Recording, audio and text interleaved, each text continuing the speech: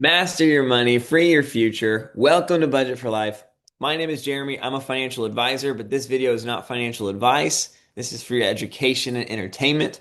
Today, I want to talk about how do you value GameStop's hardware business in kind of a floor or bear case, fair, base case, or fly bull case scenario, and what are the probabilities of those different scenarios. And if you were to take the weighted average of those scenarios with those probabilities, what's the weighted average valuation of their hardware business? Reminder, we are splitting their retail business into three separate valuations: the software line, the hardware line, the collectibles line, to give us a more granular, more accurate view on how do we value GameStop, the retailer, which again is separate from GameStop and their asset management business that they've been growing over the past several quarters. Before I get into this video, I just want to say thank you so much to the viewers. Over 35,000 views, over 7,000 hours of watch time. Way to go, guys, and thank you so much. Thank you to subscribers. 1615, 1,615 subscribers. I appreciate y'all so much. And thank you to those who have donated to the channel, whether it's through ad revenue according to your watch time or memberships or supers. Every dollar that this channel makes goes to DRS Book GME shares. So thank you for being a part of it in any way that you can. And of course, if you do join as a fan or a friend of the channel, it's not just a donation. You also get nice perks, whether it's discounted merch, some fun kind of clout ways to engage with the channel, or even access to my GameStop Master spreadsheet. So thank you so much to those who go the extra mile to support the channel in those ways. The hardware business. How do we value it? What is the realistic worst case scenario? So to contrast, we talked about the software business in a recent video and said that if 25% decline year over year until eventually it bottoms out at some type of threshold is is realistic. I actually gave this a 30% chance that GameStop, despite all of the bullishness behind GameStop as a company, that it is unable to counteract the headwinds in the video game software business that GameStop faces, specifically physical software, physical video games being a declining business. What if GameStop's not able to reverse that trend and they just shrink and eventually they just make whatever they make? I think imagining this business line completely going away is not really fair. It's not really realistic. And we talked about that. But I think there's a very decent probability that it does continue to shrink. With the hardware business, the probability of the worst case scenario is much lower. It's just a 10% chance. And what is that scenario? From a revenue perspective, we're in a pretty tight window as far as what is realistic to project. And when you come to what's the valuation in the worst case scenario, in the floor scenario with the hardware business, it has much more to do with what type of margin do you place on their software business. And you'll see this with all three retail businesses that the floor scenario is so drastically impacted by SG&A, which is why GameStop has been working so hard over the past several years to lower their SG&A from almost $2 billion dollars a year 5, 6 years ago to this year, next year, on pace to be almost a third of that.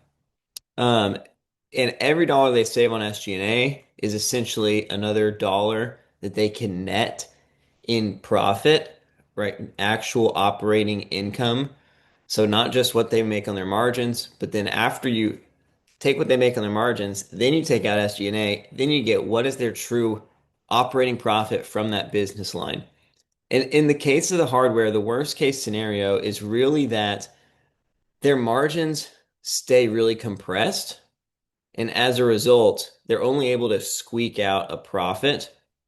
And it puts them at this $640 million valuation. Let's talk about this 2.7 annual figure as far as kind of the floor case for hardware. So I was looking at their hardware sales in previous years And those are the dollar figures here in row 26. We know that hardware is cyclical to a certain extent with console cycles. And so this is kind of the last 3 years of two console cycles ago. And you can see that on an average basis, this was a $2.8 billion annualized revenue within that console cycle. Then, and that 2.8 billion was less than 50% of the 6.6 billion that they averaged in net sales as a total company. Let's see what that average really ends up at. Yeah, so this hardware business was 42% of their net sales 2018 to 2020, and on a dollar figure basis was right at about 2.8 billion. Then we have the most recent console cycle from the end of 2020 all the way to 2024. And you see they had 3.1 billion in hardware in 2021, another 3.1 in 2022, 2.9 or 3.0 in 2023, and then boom, fell off a cliff down to 2 in 2024. So you know at the end of hardware cycles, the end of console cycles, that you're going to see a dip. But again, what if you were to just average those years together? You end up, if you average those 4 years, with again a $2.8 billion revenue mark. And that is really phenomenal for a couple reasons, but particularly because their store count is very low compared to where it was then. You know, we're at 3,200 stores by the end of 2024, and hovered right around 4 or 4.5 in those earlier years, whereas we were closer to 6 at the beginning of 2018. So even with, 20-25% and from start to finish, more like 40% fewer stores, still the dollar amount of revenue that the hardware business generated was basically exactly the same. And so in a worst case scenario with hardware, is it really reasonable to project a floor revenue that's meaningfully lower than what you've already seen to be a pretty stable business? I would say no. I took $100 million off of revenue anyways, just because, hey, what if their store count goes even lower and maybe somehow that ends up impacting sales to a certain extent on the aggregate. But I think this dollar amount average for hardware sales is a pretty decent floor. Again, particularly when you consider that as a percentage of revenue, they made 3,800 in 2024, 53 in 2023, 59 or 5.9 billion in 2022, and 6 billion in 2021. So about 20.1 billion divided by the whatever, 2.8 a year. What's 2.8 times 4? Jeez. Let's go back over there and find out. If we don't divide this by 4,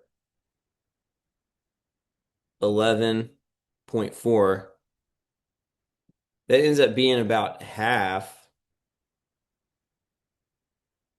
or about 54% of their revenue. So it was 42% of their total revenue in the prior console cycle, 54% of their total revenue in this console cycle. And in the coming console cycle, the one that we're just entering into, we've already seen that the Switch 2 has become the fastest selling, most revenue and shortest amount of time selling console that we've ever seen. And we still have more, like we're at the very beginning cusp of this new console cycle. So all that to say, 2.7 is a floor, particularly when even in this year, you're expecting 2.7, and this is before the new Xbox, this is before the Xbox handheld, this is before the new PlayStation, right? And there's other lines of hardware we talked about. They're entering in back into the phone business. There's also the MetaQuest.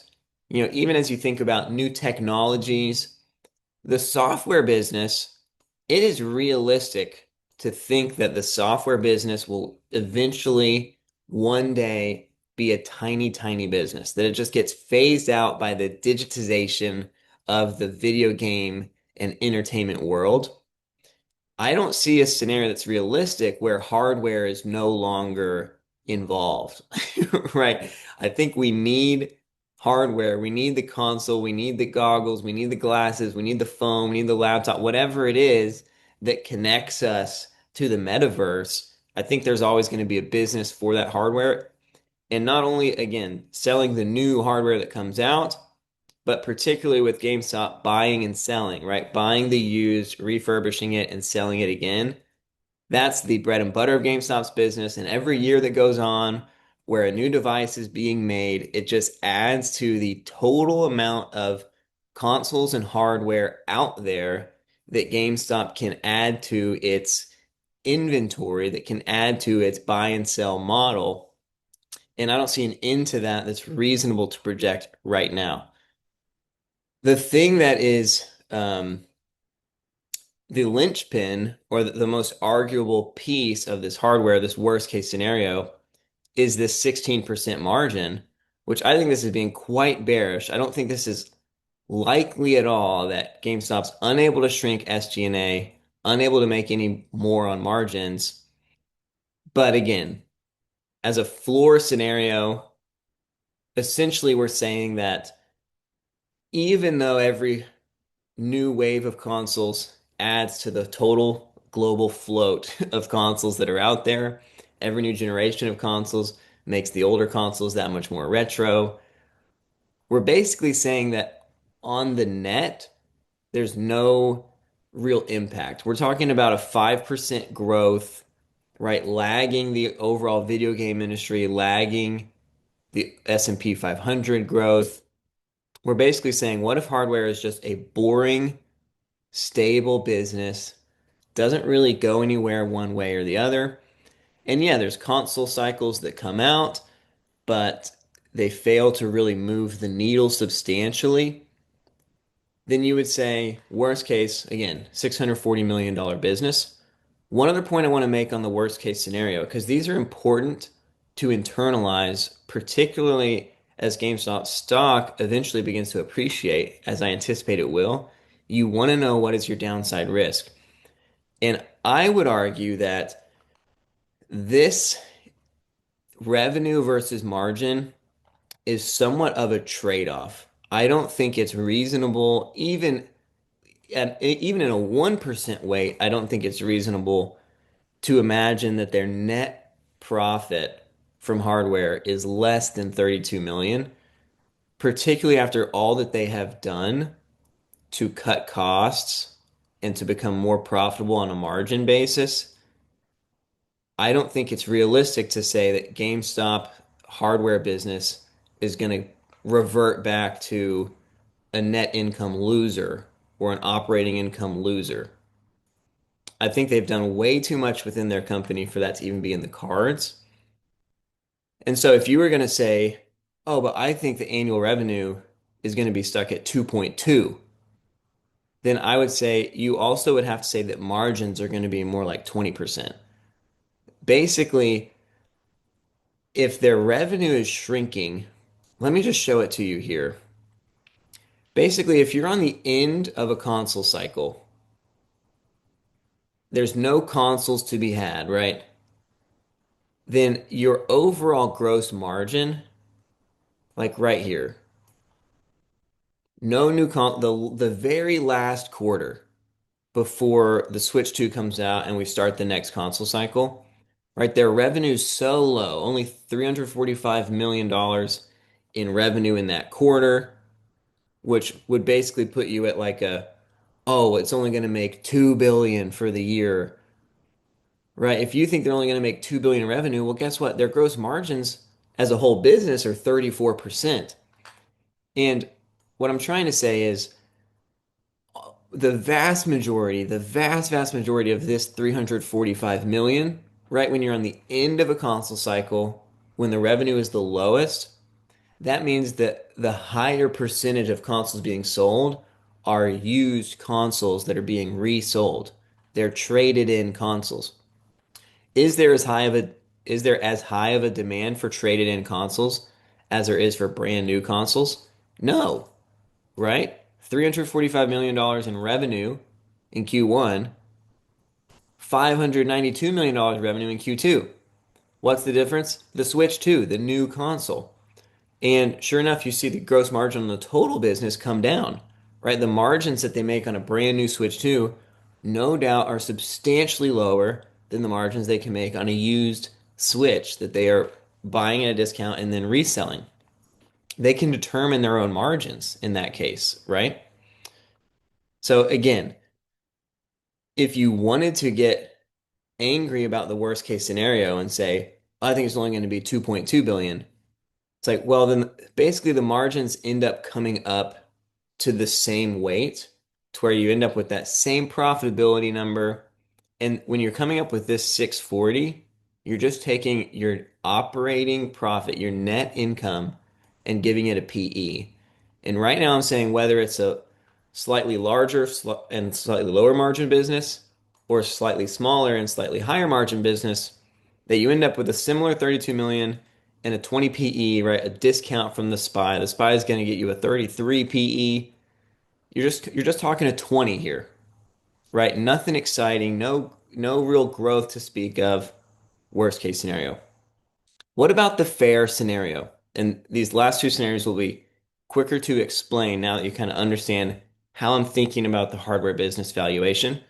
I gave this a 70% weight. I think this is very fair, very likely. I think the hardware business is a little bit easier to model than either the software or the collectibles business. The hardware business has been the cash cow for GameStop. It's been the majority of their sales basically since forever, right? And you don't see the sector headwinds that you do in the software business. So the software business valuation, it really comes down to, well, how quickly could it decline, right? If it's going to decline. The collectibles business, it's really, and we're still in hardware over here. The collectibles, it's hard to project. It's how fast could it grow? Hardware, you're in a tighter window, you're in a tighter range, which is why I feel like there's a higher weight that the valuation ends up being a little bit more predictable. Basically, I give you an extra $200 million of revenue here. I say 19% margins instead of 16%, which after SG&A gives you $151 million of net income. So that just 3% difference in margin is the substantial reason why this annual net income is 5 times higher, right? Just a couple percentage points on the margins means so much in terms of annualized income. And then I'm giving you a 25 PE instead of a 20, which I'm basically giving a PE kind of associated with the growth rate. So I'm saying that consoles, hardware as a whole is going to have a 10% growth rate. I'm basically saying that you're going to see like every console cycle that comes out, it will overall raise the floor, right? Every cycle is going to have its cycle, but you're going to see slightly higher highs, slightly lower lows. And on an averaged out basis, if you were to give a slope curve to that, I'm saying a 10% growth, which that 10% number is not mathematically factored into any of this. That is just a one of the variables I'm considering when I'm assigning a fair PE according to the scenario.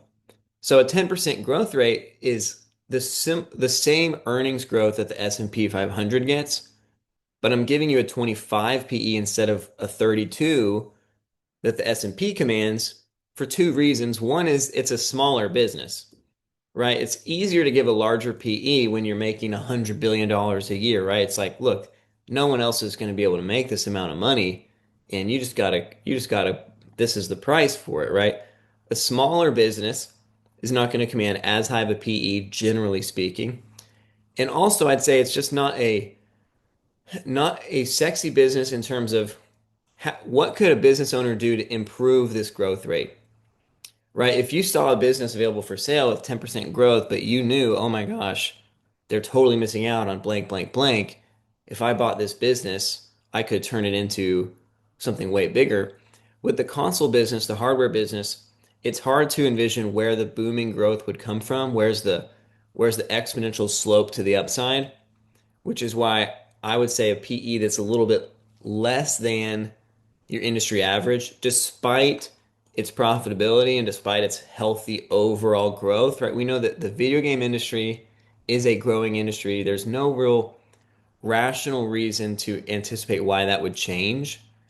And again, I don't think there's a real rational explanation on why consoles and hardware won't continue to be part of the electronic entertainment universe, right? There's going to be new hardware, but for hardware to not exist, I don't think it's super plausible. So that 151 net profit with a 25 PE gives you a $3.7 billion valuation for just their hardware business. And now, what's the fly scenario? The bull case. Another $200 million of revenue. So, again, even in this bull case, I'm not projecting that every console that comes out just performs way better than the last one. I'm not even like you could make a hyperbull case with a 5% weight that is somehow even more exciting than this. But I think hardware is where do you start the conversation from a hardware sales? So again, we will continue to reevaluate these scenarios as every quarter and every year goes on. And there could be a day where it makes sense to project higher than 3.1. But right now, when you're looking at the historical trends of this business, it's like, well, yeah, 3.1 is kind of like the higher end of what we've seen a hardware cycle be able to do, a console cycle, right? Even back when they were a much larger business, selling 8.2 billion, their consoles still only made 3.2 in 2018, right? So the bear case, or sorry, the bull case scenario, the better case scenario is that basically this 2 billion in 2024 is somewhat of an aberration and just coinciding with coincidentally the trough of GameStop's cost cutting and simultaneously the very, very tail end of a console cycle, not necessarily indicative of the floor falling out from under the console business. And I think you see that in the percentage weight that hardware generated in terms of why was this number so low, and does it have more to do with the console cycle and GameStop stage than it does the hardware business as a whole? And could GameStop, with the hardware business that's to come, the console, like the growing number of consoles out there, can GameStop use that to go from a 10% growth to a 15% growth, right? Can this actually become an industry with some meaningful traction that really actually does kind of keep pace with the video game industry? In this fair case scenario, I'm basically saying that hardware, despite video games as a whole being a growing industry, that hardware is the lagging, it's the stepchild of the industry, that all the money to be made is just with in-game purchases. It's just the software makers, the game makers, and the ad sellers. It's not the hardware itself where any money is really meaningfully there to be made. In this fly case scenario, I'm saying that the hardware itself really keeps pace with, to a certain extent, the overall video game industry, and that the demand for consoles stays strong and even recovers to a stronger kind of baseline, and that really GameStop can turn past years high end to become really kind of the starting point conversation, and that they grow from there. And then a 23% margin, to me, this feels a little aggressive. I'm giving this a 20% probability versus a 70% chance that they're closer to 19% margin. But the 23% margin, again, a brand new console is never going to get close to that. But what type of margins could GameStop, through the efficiencies that they're continuing to develop, what type of margins could they command on the used consoles that they are buying and selling? And could used consoles even turn into an appreciating asset, right? A collectible adjacent portion of their business? I don't think it's as substantial as if video games become a collector item. I think that has a lower probability, but a higher implication to how that could impact the difference in the valuation of a software business. The hardware business, I'm talking about 15% growth versus 20% growth with software. I'm talking about 23% margins versus 35% margins with software.